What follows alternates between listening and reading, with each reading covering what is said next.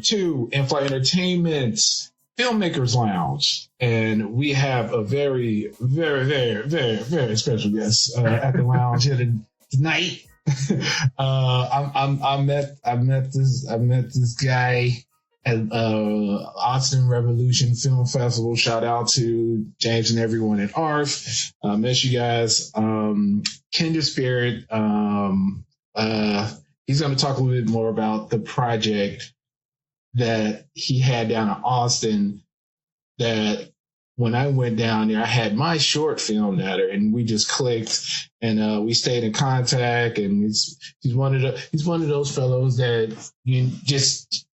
He's such a bright spirit that I love hearing from him. The nicest thing anyone's ever described me, Sarah. Yeah, well, man, that's how you are, man. You just bring a smile on people's faces.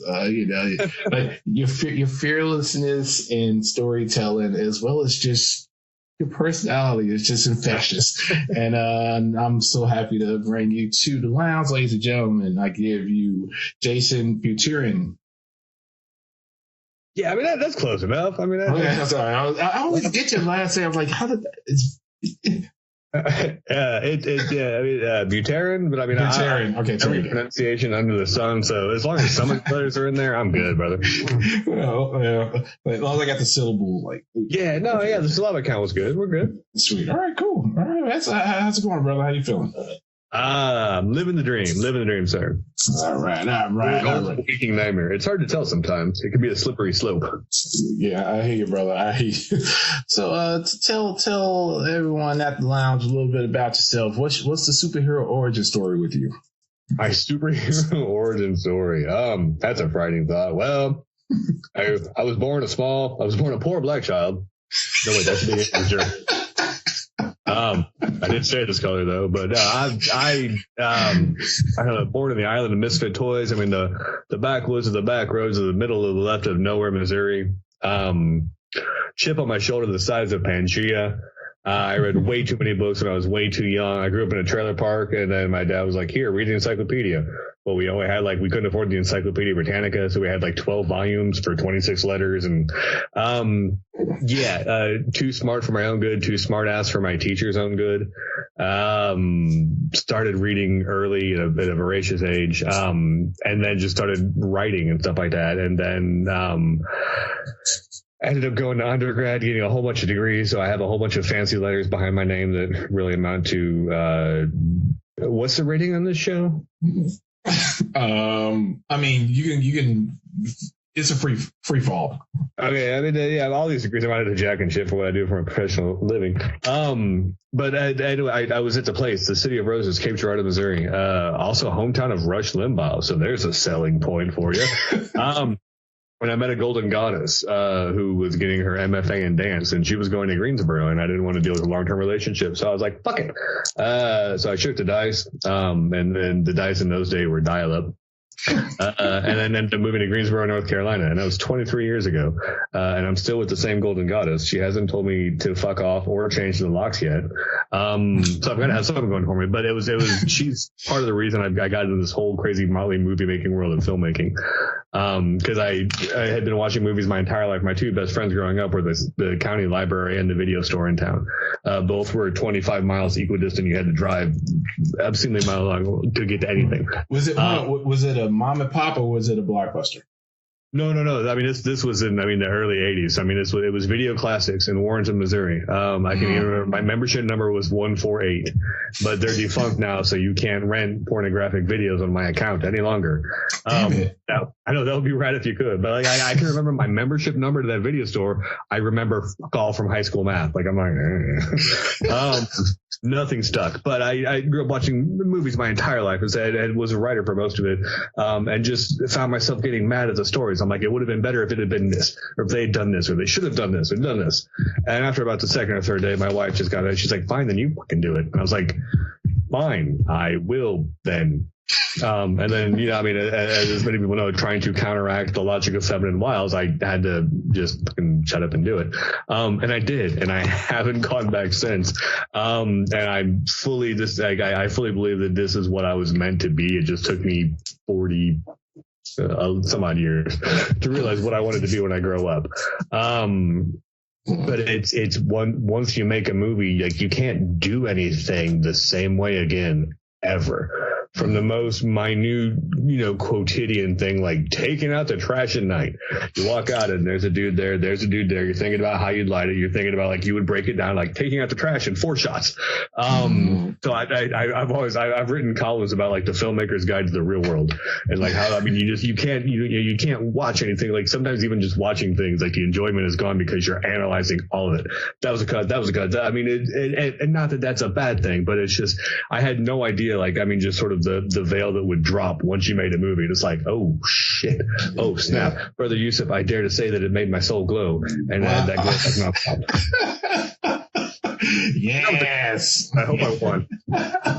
Yes, and I can say without any reservation that boy is indeed good. So I can't sing. Although there was a funny time. I have a habit of being mistaken for various doppelgangers. Usually, if the hair is long, it's like, oh, you're the Rob Zombie guy. You're the guy from the Black Crowes. I was at a convention, a film festival in Louisville, Kentucky.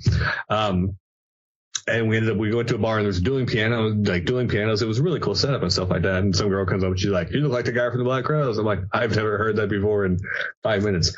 She stumbles off. My friend's like, what was that about? And I'm like, hey, people think I like the dude from the Black Crowes. It happens all the time, blah, blah, blah. He's like, oh, okay. So he goes and tells the sound guy that the guy from the Black Crowes is hanging out in the audience, but not to tell anybody. And then you just watch, like, the sound guy tell someone, and they tell someone, and they tell someone. 5 minutes later, you can just watch it spread across the entire fucking piano bar. Security guy comes up, he's like, man, you're not him. That's bullshit. And brings up to, like, Chris Robinson's picture on his phone and holds it next to my face. He goes, holy shit, it is you, Mr. Robinson. I'm like, yes, it is. So, yes, where are my free drinks, damn it? Yeah, so, but he tells the band, and they're like, well, we got a celebrity in the audience. So, like, I'm like, because I can't. I mean, everyone can sing. Most people can't sing well. I was like, I'm in town with a documentary film crew, and it's in my rider that I can't sing because, me and all, but I can play the drums. They didn't say anything about that. And they're like, oh, do you want to play the drums for a song? I'm like, sure. I don't think Chris Robinson plays the fucking drums. Point is, I spent like 3 fucking hours signing autographs and taking pictures with people. Like, I had my friend Jesse, I'm like, bring up Chris Robinson, like, just eBay Chris Robinson's signature. He brought up a picture. I'm like, oh. So I started signing it, like, at least to kind of match it in case they try and sell it and whatever the verification process is. Wow. The chief of police of Louisville was like, if you need anything, Mr. Robinson, you let me know. I'm like, I need 5 minutes in the evidence room and a trash bag. What? But that also gave me a really good idea for a game, like a reality TV show, game show we should make. We should make this one now. And I'm sure by talking about it, we have a poor man's copyright where you give like somebody, like you give them like 60 seconds on the clock in the evidence room and a trash bag. And whenever they get the trash bag, they're free to walk out with. And then as soon as their feet land on the sidewalk, you arrest them for all the contraband they have. So like the show just perpetually feeds itself. Like you get to exploit the deplorability of humanity and then eat tacos afterwards or something. I don't know. Yeah, just have a taco truck like right in the lot. Yeah, like sponsorship and stuff. But so it's like you could get tacos or you could walk around with contraband. And I mean, ideally, it's like the end of Indiana Jones and the Last Crusade. Like you should make the right choice. Choose wisely, choose poorly. Right. Tacos are, right. Exactly. Don't break the seal also. No. All right. So what gives you the right, sir? Okay. Now, what gives you the creative fuel? Like what germ of idea that pops in your head? Because I know as a filmmaker, all of us have like 1,000,001 things just kind of bouncing around in our head as far as concepts, ideas, treatments, things of that. What's that one that you pluck? It's like, okay, this is what I'm going to spend my blood, sweat, tears on to get out to the world. Like, how do you shuffle all the maybes to that one? Yeah. How do I dilute all the voices down to one? Yes. One man. I tend to ruminate and marinate on things for a very long time. Like, I mean, I'll start a screenplay. I mean, it's usually a couple of years before I ever get to filming or something like that. So, I mean, there's 5 or 6 things I'm technically writing right now at this moment. But I mean, just in various stages. So it just, I'll put it on the back burner and then get distracted by my son or we're doing something, doing this or doing that or something like that. So things tend to just brew and slowly percolate for a long time. And then I just find myself, I mean, just, and then it's one of those things like sort of out of sight, out of mind. And then you're doing something else, or you're playing a fucking video game, or you're doing something, and it just seems mindless and minutia of everyday life, and just something clicks, or somebody says something, or you hear a song, or, it could literally be anything these days. I've got the attention span of like a drunken chinchilla. I'm like, what? A lot of times, I'm very, very lucky because I have two beautiful blondes in my life. One saved my life, the other saved my soul.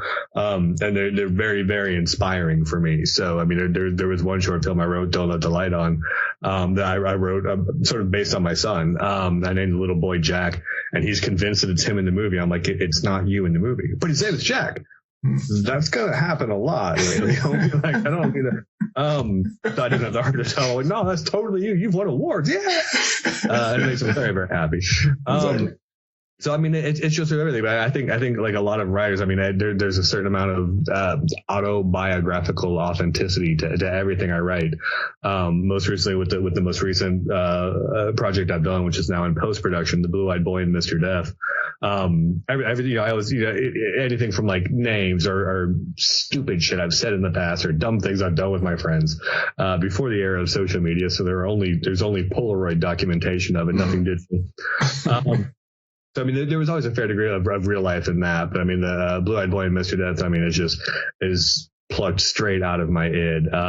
Kill Giggles is largely a lot of the same because I am deathly afraid of clowns. I loathe them with the fiery passion of 1,000 suns. And you try and explain it to people like, what, you mean like it? No, motherfucker, like Ronald McDonald are going to that scary ass, creepy ass playground in McDonald's in the 80s. When like crawl inside the grimace and he's eating you, you're like, I don't wanna. I understand the need for like veganism. You're like, oh, I get it. That's fucked up.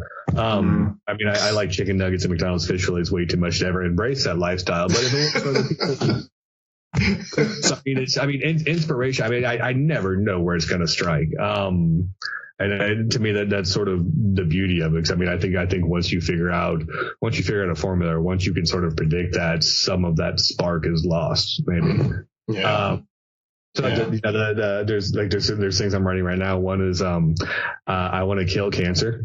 Like I want to physically corporealize cancer and then just kill the fucking shit out of it in like the best sci-fi action horror thriller revenge movie ever. Largely because no one's done it. I'm like, just a completely desiccated era of remakes and reboots and refranchises and re-envisionings. Like, we don't have any original ideas. Let's do what we did 5 years ago, and they'll fucking reboot it. And it gets like a multi-million-dollar budget to find those little things that just haven't been done yet. That's kind of fun too. Yeah. That makes perfect sense. And I also do a lot of acting too, so I'm hoping to get cast in a use of conjoint someday. But that's dude, you're gonna be one of those. You're gonna be my Bruce Campbell, I want to be pizza stoner delivery guy number 2. But not number 1, because that's way too much pressure. Like, I just want to walk by and be like, whoa. And then I don't even stop. Camera doesn't stop panning. And that's about the status that I want. So if you ever have pizza stoner delivery guy number 2. Wow, man. Now we have higher aspirations for you, pizza stoner guy number 2, man. We gonna get you in. It's gonna be Godfather status for you, man. It's like nothing less. Yeah. Okay. So. Oh, all right. When we met, we was in Austin, we were in ARF. I think I had followed Jayla down there, and you had Kill Giggles, but it wasn't the feature. It was like the it was a proof of concept. Yeah. Yes, it was a proof of concept. Yes, it was a proof of concept. Yes. Okay, so tell me a little bit about like the journey like that started. When I dropped in on you when it was like, oh, it's in film festivals now. Like, so how long did it take for you to kind of get that together? And when was your decision to do proof of concept and then parlay it to the springboard to do the feature? Kill Giggles was something, I'd had sort of nagging at the back of my brain for a long time. And originally I was tired of seeing all the movies where the clowns dressed up like serial killers. You know, they would dress up like, the serial killers would dress up like clowns, or the monsters would be clowns, or whatever like that. It was always that same sort of rehashed story. And I was kind of wondering, and I have I don't know if you've noticed this or not, a somewhat askew view of the universe. So I was kind of like, why hasn't anybody ever made a serial killer of clowns? Like, it just kind of seemed like a no-brainer to me. I'm like, there's tons of fuckers out there that hate clowns. So why not just, you could just sort of, it's a very easily script flip. And I was like, well, someone surely had to have done that before. And I spent hours and weeks researching it. And me and Shirley couldn't come up with jack shit that anybody had ever done. I'm like, why? How is this possible? So it was one of those things that's like, well, I'm going to do it. So like, and then like, I started filling composition books, and I've got them in a box over there. I think my wife's got them set aside for like, whenever my commitment hearing is. I'm not sure when, they haven't told me, but it's pretty much going to be like exhibits, like I think A through 26. Of clown death. It was like, and that's one of the things I love about filmmaking so much is it's a wonderful catharsis to do all the evil shit that you want to do to people because we're fucking dumb, and we're just dumb animals and creatures. And the fact that we haven't delivered ourselves into the hands of our own extinction amazes me. We're getting close. We're getting close. Of this. But that's the beauty of filmmaking. Is, I mean, you can just, if you're scared of something, kill the fuck out of it. And then you don't get any blood on your clothes, or you might, but it should wash out depending on your FX person.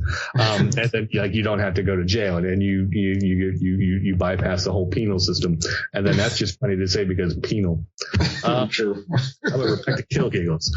And then no one had done it, so I just started filling composition books, and I was like, well, it'll be a short film, and I had like 3 composition books full of clown death, like both sides. I'm like, we can do this and this and this and this. And then me with a couple people were like, you need to make this a feature. I was like, okay, that sounds like a good idea. So I started writing a screenplay. And the first draft of the screenplay was about 300 pages, and I wasn't done yet. But I kept telling my DP, he's like, well, how's the screenplay going? I'm like, it's 300 pages. And every time I would tell him, he would pee a little. I'm like, well, it's going to be fine, dude. It's going to be like an 18-hour Ken Burns narrated documentary on the history of clown killing. And turns out we didn't have the budget for that. We didn't know what a budget was. So I started scaling down the script and stuff like that. And I mean, this was probably over a period of about 4 years. But just scaling it down. I think I got it down to a very svelte 110 pages, which is about as much as I was willing to compromise. So, we had the script, but after being fortunate to have attended ARF for several years and a lot of other film festivals, Genre Blast, Nightmares Film Festival, Crimson Screen, down in South Carolina, I had the good graces and the honor to be able to see a lot of, just absolutely not cutting edge, but just original inspired horror and thriller movies. And then that to me was remarkable. Again, an era of remakes and reboots and everything else like that, just to see the vivacity and intensity of filmmaking ideas that were out there. And it was like, I think Kill Giggles could be a part of this. And seeing what worked in terms of how people were submitting and packaging and sort of what they were doing with their product. So I thought because before, we had minor success with the short films and crowdsourcing and everything like that. But I knew with Kill Giggles, to be able to pull off a feature, that you sort of had to multiply everything to an exponential degree in terms of money raised and everything else like that. So I figured I wanted to be able to have as much as possible under my belt to be able to show people how serious I was about making the movie. So to me, that meant having, we shot like 4 featurettes and did a photo shoot in one weekend, a couple of photo shoots. But I had probably about a year and a half worth of promotional publicity material to be able to disseminate out and stuff like that. I wanted to have a proof of concept because to me, if you're going to ask people for money, you need to be able to give them an idea of what you were trying to pull off. And then I also had the screenplay, so that we sort of had a multi-prong approach in submitting the screenplay to festivals and having the proof of concept, which is essentially like the first scene of the film, to be able to have that. So they've got the visual sense of it, and just they can read the screenplay, read the script, and see where we're going with it, and just tried to market that as a good idea. And then I noticed other filmmaking friends kind of doing that same thing. I'm like, I had a good idea. But so we did that, and we did a couple of different crowdfunding things and stuff like that, and ended up we shot the feature film. We shot Kill Giggles in 19 days in North Carolina summer, which I don't recommend or advise. It's not good. We weren't smart. So did you have a dedicated makeup person to patch up all the mosquito bites for the close-ups. It's like in North Carolina summer, you step out, it's like, the humidity usually rivals the temperature. So I mean, you step outside, you're instantly moist. So it's just like having clowns and makeup. So I tried to limit the number of outdoor scenes. But I mean, I was lucky enough to be able to, we had brilliant FX people, brilliant producers, brilliant cast, brilliant crew and stuff like that. So the people we were able to sort of, I was able to pull together, we made movie magic in 19 days. And regardless of what level of professionalism you're at in filmmaking, to me, that's a tremendous feat. Yeah.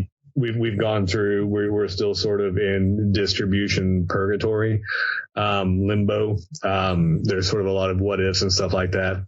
But so I maybe that might serve as like we're probably going to be like all the filmmaking books about like, because everyone talks about like how to get distribution, how to get your film distributed, how to get it distributed, and everybody talks like that's the end all be all of filmmaking, but nobody ever tells you what happens after you get distribution, like deliverables.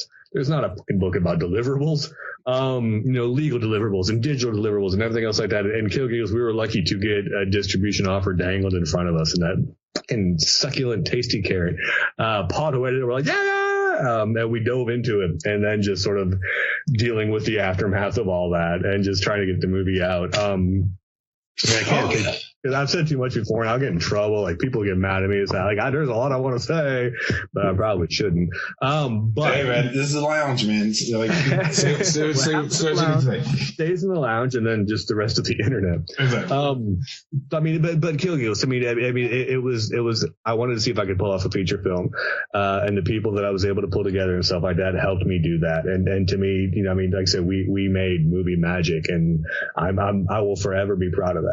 Yeah, that's awesome. Yeah, it was. Got to kill a lot of clowns. Like I got to draw and quarter a rodeo clown. Like it was just for a bloke who's terrified and hates, for a guy who hates looking at clowns, having to be on set with clowns for like 19 fucking days and then look at them and do all these character concepts. Is like, I am clearly not the brightest bulb in the box.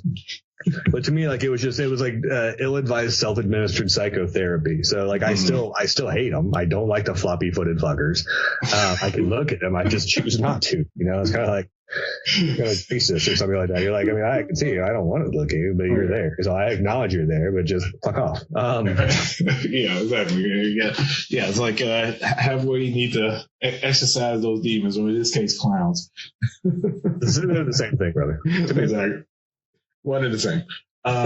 Okay, so you mentioned going through the process of getting funds for the feature and things of that nature. Now, was it a situation? And I ask everyone this just to get an insight, because everyone scanned this cat differently. So do you get your budget more or less in order as far as price wise to get the feature up, and then you do the funding, or you just do the funding and see how much you gather and like, okay, so we got this much, let's see what we can do for this much?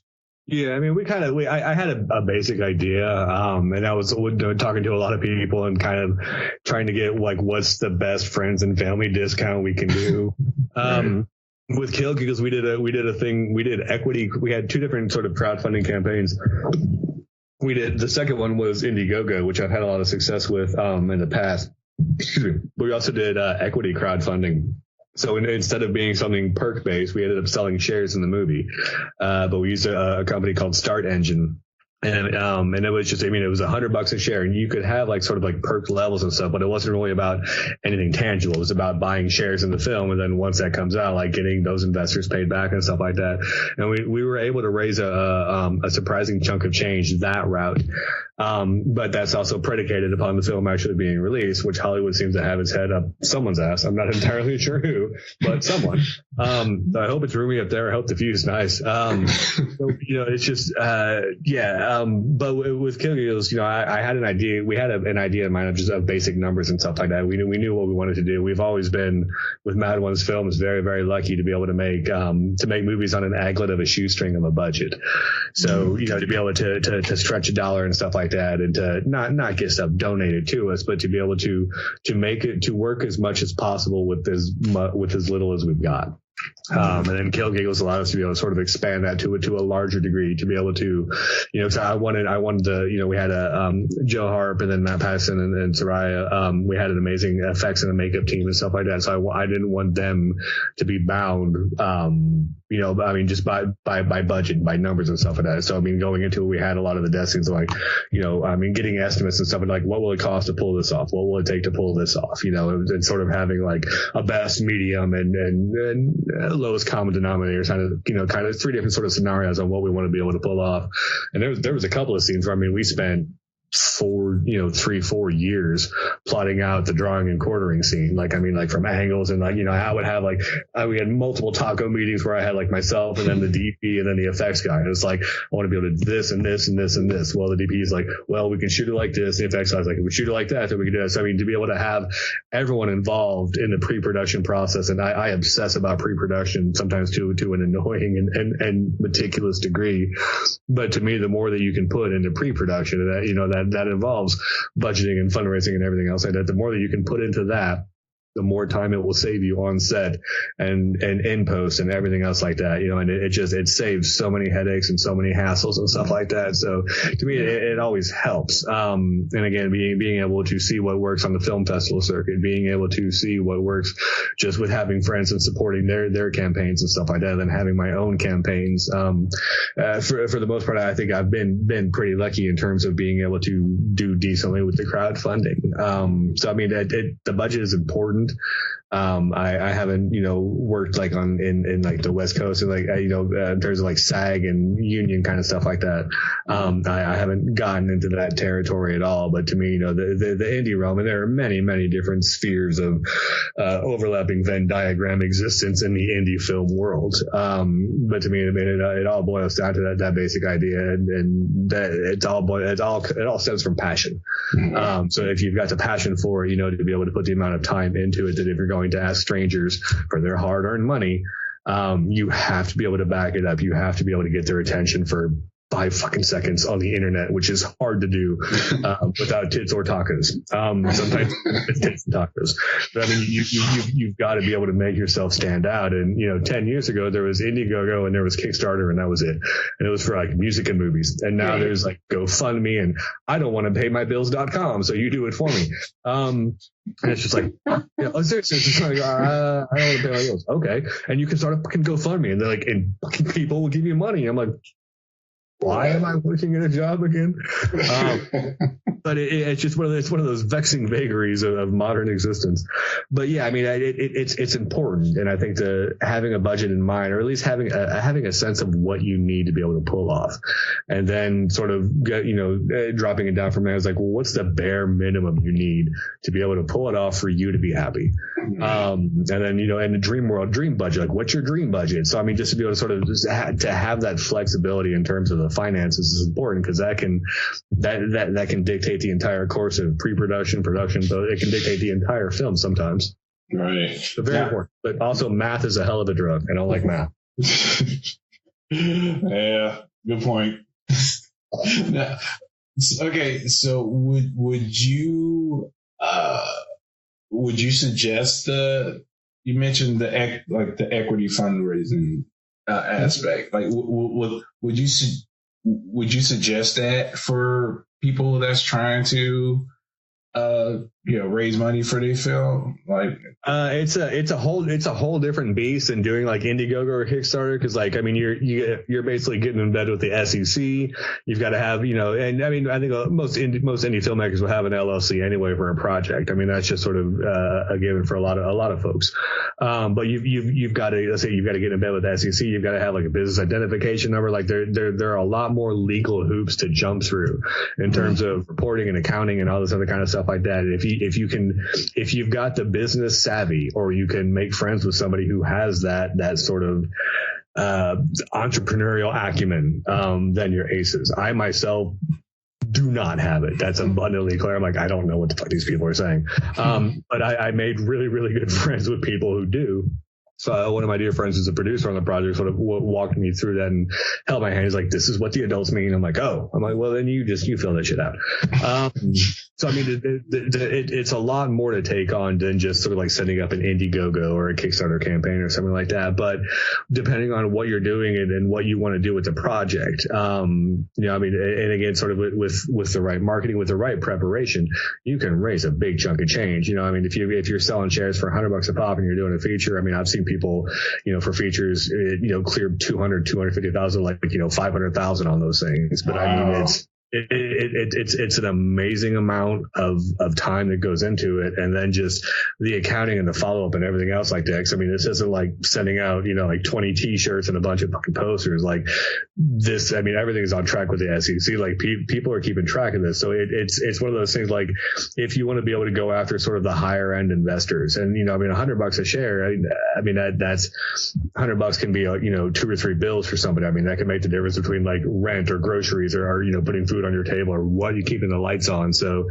it doesn't have the scale of affordability that that the Indiegogo and the Kickstarters do with your $5 and your $10 your lower price perks. Right. Then lets people become a part of the movie making process. So I mean, you're sort of going after that higher end, higher dollar investor type. But again, if you do the prep and there's a whole lot with your campaign, and it's similar in terms of getting all the materials and all the numbers and everything else ready. And we saw what a lot of people were doing, and we tried to be able to take that and sort of emulate that, and to just sort of to stand on our own with this is what we want to do. And we had a surprising amount of luck with it. And then we followed that up with an Indiegogo campaign. So between the two, and then all the various life debts and favors and probably blood oaths and everything else like that I had to go to be able to make this thing happen, we were able to make it happen. So it's a different route to go. I've seen some filmmakers trying to sort of explore that route lately. But again, it's getting in bed with a different beast. Yeah. Now, are you doing the same process with the new feature that you're working on? The one I just did now is a short. So right now I've got Blue Eyed Boy and Mr. Death as a short, and then the feature that I want to do, that's gonna be the one where we kill cancer, which will be fun. And I've got a bunch of ideas for that one. Well, it's one of those, like, if I could write the right script and pull it off right, it's one of those films that, I mean, I think I can get a tremendous amount of people involved on both sides of the camera, and some will do it for selfish reasons. Like, I mean, it's going to be, if I can market it right, like it's going to be the best revenge film ever. Yeah. But there are going to be those people that will do it for selfish reasons. They'll be like, look how important I am. I'm doing this movie where we're going to kill cancer. And there are people who do it for sincere reasons because they can hate cancer because it killed like their mom or their dad or their grandma or their best friend or their wife or their lover or somebody like that. Exactly. I don't think I'm going to run into that person who's like, no, I love cancer. I don't want to be involved in your movie. Like, that person cannot exist. No, at all. And also, this could open up an avenue for, the American Cancer Society, endorsing the movie and things like that. Exposure, but what I want to be able to do with it, and I have legal dibs on this, so no one can steal it from me. But what I want to be able to do is just like, I want to pay for the production and pay for the movie itself like that, and then I don't want anybody to make a profit off this. Like, I don't want to get paid for it, pay for people's time, pay for the production cost, material, whatever like that we need to do. And then all of the money gets split up between like American Cancer Society and St. Jude's, and just take that money and give it back to cancer research. And then like maybe we can actually help kill cancer for fucking reals by making, a silly little 90-minute movie about it. But I want to make the movie that 14-year-old and 47-year-old me would watch with equal amounts of glee. So there's a lot of legalities involved in setting up, probably setting up like a 501 or 501, all the legal shit. Right. 501c3 PO. I don't know what that shit is. But I want to do that. I want to be able to kill cancer, and I think that I can't help but think that, that a lot of people, like I said, just people, producers, locations, actors, crew or whatever like that would want to be a part of it, again, for sincere and selfish reasons, but I'll take whatever I can get. So I think we'll probably be able to get a lot of stuff donated to us, or, at like a severe discount or something like that. Cause again, like this isn't one of those things where it's like, I'm going to go do a bunch of blow off a hooker and then like making my movie and seeing my trailer. And I want to kill cancer. And then I want to take all of that money and just give it back to the American Cancer Society and then see what we can do with it. So like it's a pipe dream, but it's my pipe dream. And also, man, I will be honored to make a trip down there to be Stone Pizza Boy #2 in your movie, if possible, For the cause. For the cause. Cool, man. So the short that you have that you're working on now, are you shooting it, or are you done? We're in post right now. So we shot it. We did it at we shot 16 pages in 20 hours over the course of a weekend in July. Nice. But that one was, and this one is, the Blue-Eyed Boy and Mr. Death, it very near and dear to my heart, but it's not, I don't think anyone's going to see this one coming from me or from Mad One's film, because it's not a horror. It's not a thriller. It sort of has a slight surreal twist at the end, kind of like an original episode of The Twilight Zone. Like, it doesn't sort of beat you over the head with it and be like, this is what just happened. Right. It's sort of cosmic and karmic and left open-ended, and you can sort of fill in your own blanks. But it's just most of it. There's one actor on screen. Most of it was shot at my house. But I was able to work with Adam Hampton, the glorious, legendary Adam Hampton, who I also met at Austin Revolution Film Festival. And ARF is the spring place for a lot of. I wouldn't be the filmmaker that I am now if it wasn't for film festivals like Austin Revolution Film Festival. And that's not blowing smoke up anyone's ass. I mean, that's just a simple fact, because I've met so many of the people that are important in my personal and professional life as a filmmaker. I've met there. Agreed. I was just like you and me, and Adam Hampton was one of those. And I remember, because I saw him, and I was just like, it's just like, ooh, I was smitten. I was like, ooh, because there was like this man just clad all in denim. I was like, oh snap! I'm like, he looks so angry. And I saw him in Rough Cuts. I'm like, oh, and I had like I had a boy crush from the instant. So he's really the one character that's on screen, but I was also able to bring in. Worked with Mr. Vernon Wells, who was in Mad Max and Commando and Weird Science and Inner Space and Power Rangers. Oh, so awesome. He's done so much. And Vernon Wells is amazing. And I was able to work with him in Kill Giggles. And at the end of Kill Giggles, he's like, if you ever have any other projects, he's like, call me. He's like, I'll be here for you in a heartbeat. And a lot of people say that they're always just like, yeah, call me and we'll do stuff again. But he meant it, which was insane. So when I finally had when I had a version of the script for Blue-Eyed Boy that I was willing to share, I sent it to him. He's like, I've got to be a part of this movie. I was like, oh, okay. Yes, you do. Yes, you do. So we were able to pull that off, but it's just, it's a movie about just, there's a guy who has his father passes away from cancer, and then Blue-Eyed Boy Mr. is sort of the springboard for what I want to do with the Let's Kill Cancer movie, much in the way that Killing Giggles was kind of a proof of concept, and Blue-Eyed Boy and the Let's Kill Cancer movie are not the same, but I just sort of wanted to be able to test the waters. Right. But son who loses his father to cancer. And, a couple years go by and he still has his dad's number in his phone. And, buys a house and is sort of sitting on the porch celebrating, having a couple beers and, scrolling through the phone and looks at his dad's, number and accidentally hits call. And then somebody picks up on the other end. And there's this whole series of phone conversations. And the whole point, the tagline I came up with was that, what if every great once in a while death felt bad for being a dick? And so this fellow gets a chance to have conversations he otherwise might not have had. And at the end, again, that's sort of we sort of leave it cosmic and karmic and open ended. But it's not a horror. It's not a thriller. And it's the most autobiographical thing I've ever written. So just most of the dialogue is based off of conversations that I was able to have with my father, because my father died of cancer back in 2010, with conversations I was able to have with him before he passed, because he was a photographer for most of his life, and I had been into filmmaking for about 5 or 6 years. So to be able to have an hour-long conversation with him about lighting setup, and that was probably longer than an hour conversation was longer than I'd ever talked with him on the phone for the previous 30 years. So to be able to spend that time with him and to be able is show him my movies, because he never pushed me to get into photography. But I knew he wanted me to. I mean, especially being a father to a beautiful blue-eyed boy of my own, like, I get it. But he never just put the camera in my hand and shoved me in front of it. He never made me do that. But I fell in love with being behind the camera in my own way.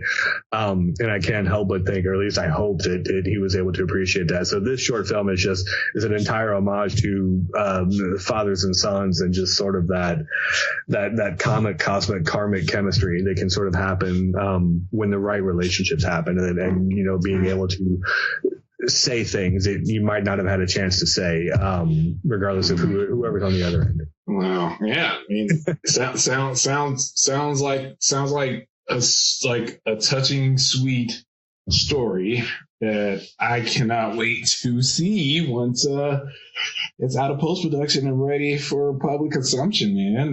Congrats on that, man. That sounds beautiful. But I'm hoping, I mean, with the grace of the filmmaking gods, the goal is to be able to have the world premiere at the next Austin Revolution Film Festival. Because that was this coming one, 2024, originally was supposed to be the last arc. They were going to sort of turn off the lights, roll up the carpet, and move on to the next big thing. But then I think that has since changed, and there's sort of been that, yes, I mean, ARF will continue, and that makes me very, very happy. But that was going to be the big push, was that, if there was going to be one last ARF, I wanted to be able to have that be the world premiere of this film, where I had met the actor, and then sort of helped put me on the path to where I'm at now. Right. So Tots and Pairs, that will be the world premiere. It will be. You said it out to the universe, therefore it's going to come back as a yes. A resounding yes. All right. So in closing, yes. What advice you can bestow on that Jaysen that was contemplating on, like, jumping into this madness that's filmmaking, that the creative process of storytelling, things of that nature. If you was in that DeLorean and you went back. And you caught yourself as you were just contemplating it, what would you say to you to help the journey? Less a bumpy ride. Let's say. I would say I don't know if there's any one thing you could say. I mean, the first thing you say is like, "What the fuck are you thinking, dude? Just don't." Like, it sounds like a great idea in theory. Don't just stay, do what you're doing. Yeah, I mean, I don't know. I mean, it's been an excellent adventure. It's been an unexpected one, and I honestly don't know what the future holds for me. There are a ton of other ideas that I still need to work out. There are screenplay demons screaming in my head at all hours of the night. And I mean, everyone has a big boner for multiverses and everything like that, because that's the way that we read shitty stories we don't want to tell anymore. But I don't know if I could give myself a piece of advice, because that would alter. I don't know if I would be where I am now if I went back and gave myself that advice. Like, I mean, I had to go through those trials and those tribulations and the good things and the bad things and everything else to get to where I'm at now. So I mean, keep on keeping on. Puff, puff, give. Up, down, down, left, right, A, B. Starts like I don't know. Don't eat yellow snow. Never trust Bald Harbor. Like I don't know what there is that I could say to myself besides just fucking do it. And that's the advice I guess I would give myself, or any other person who's considering being a filmmaker. It's just fucking do it. Write something, make your first film, and it's gonna suck. Unless you're just one of those rare people who's, blessed by the film gods. But it's supposed to suck, because then you'd be like, oh, well, that sucked. I want to do it better. And then you do it better the next time. Write a screenplay, pick up a fucking camera, be in front of the camera, be behind the camera. If you don't have any gear of your own, I think Celtics is free. Final Draft is not that much. I have a big stack of zebra pens and a shit ton of tablets. I have to hand write everything out before, like, I can't write at a computer. I can't just I can't open up Final Draft and be like, interior scene, blah, blah, blah, blah, blah. Like I've got to write everything out multiple times. And then when I get it perfect on paper, then I'll type it into the computer. Wow. But I mean, it's just, to me, there's something integral about putting a pen to paper and then just writing and not necessarily, having an idea of where it might go, hopefully. But that may not be where you end up. So, nobody can ever unmake your film. You can't, you could crumble up the sheet of paper or whatever, but it's still going to exist with those words on it. Like that, you are birthing something into this reality that previously did not exist. And whether it be an idea or a camera angle or whatever like that, or a song for a movie or something, to me, that's amazing. To me, that's doing your part to make the world a better place. And that's something I would highly encourage anybody to do. So, it's not about having the biggest, most expensive fucking toys. It's not about that. It's about an idea. It's about creativity and collaborativity together, working together, finding the people that can do the things that you can't do. And then just making something work and finding those people that are just fucking crazy enough to want to go on a crazy ride with you. It's like Mr. Toad's Wild Ride, except all the safety harnesses are all. It's like you don't know where it's. But if you can find the people that are fucking nuts enough, that's why I named my company Mad Ones Films, which is based off of a Kerouac quote that I read when I was entirely way too young, much like the title for Blue-Eyed Boy and Mr. Death, which comes from an E.E. Cummings poem I read in 7th grade. It rattled around in my skull for about 35 years and then became a short film.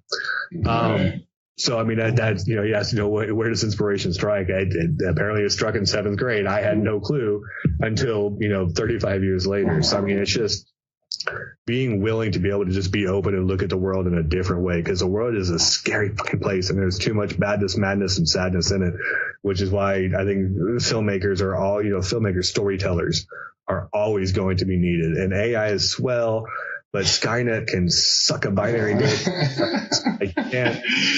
Yeah. Skynet, come get me. Yeah. Well, but that's the beauty, right? Because they're never gonna cry like a human. So so they're not gonna know, right? Yeah. I know humans don't even cry like humans sometimes. Maybe they're Terminators. I don't know, but it's just fucking make it, do it. Right. All right. Hey, words of wisdom that we can put on that tombstone. And we definitely appreciate all of your knowledge. Thank you. No, it's seriously, thanks for, telling your story and also, it's a lot of enlightening things, as far as the financing end and things like that. That's that's a lot of things, filmmakers, they think about, okay, let me just shoot it. But then, okay, there's that other aspect that you went through, and I'm glad that you can, enlighten us a little bit on that and, the creative process, and how you approach it, how you skin that cat.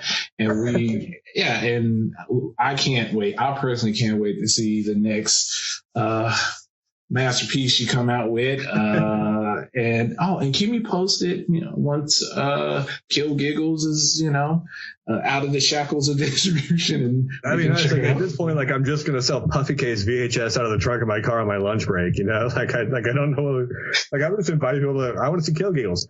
Man, get a bottle of rum and come over to my house and you can watch on my laptop, and I'll go downstairs and drink it because I don't want to see anymore. I'm sick of that movie. I'm not watching anymore. But not to kick the same horse, but I wouldn't be the filmmaker that I am now if I hadn't gone through that Kill Giggles process, because going through that completely changed the way that I handle filmmaking now, from a short film to a feature film. But it changed the way that I deal with all aspects of production. Like I said, the deliverables was the biggest thing, because I've got books on how to get your film distributed. Well, I did that, but they don't tell you about deliverables. They don't tell you about digital deliverables or legal deliverables, and having to get and that was the problem, is we shot Kill Giggles in 2019 and we were all ready to go. And March of 2020, we had we were at a picture lock and it was going to be fucking cool. And well, the apocalypse happened, which kind of put like a thumb up the butt of all our plans. Like, we're gonna release our movie. No, everyone can fuck off and ass at the same time. Which at the time seemed like a perfect time to release a movie, but they still didn't do it. And then now that they're making like Terrifier 3, I'm like, what about Kill Giggles 1? Yeah, exactly. We want that. If there wants to sponsor a movie, that you can come to my house and like you can just watch it on my laptop and like make a donation to like the Humane Society or St. Jude's or something like that, and you can watch Kill Giggles for free. I'll bring the pizza. Cool. Well, I appreciate you. Thanks for stopping into the Filmmakers Lounge, and I'm definitely going to have you on again for your next masterpiece that you kind of release to the world. Had by you, brother Yusuf. Huh? I'll always be had by you, sir. It's always a pleasure.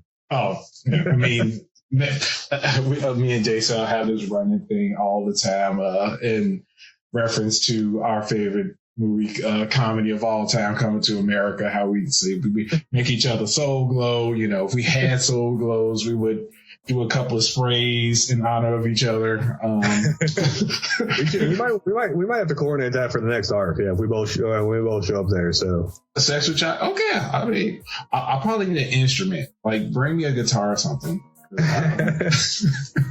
could do that, like a karaoke, like Randy Watson cover band or something like that. Yeah, we come in with our soul glows and our blue puffy tuxes. Oh yeah, powder blue tuxedos. We could do that. Yeah, well, we need 2 more people and we're good. Right. With Sex with Chocolate has begun.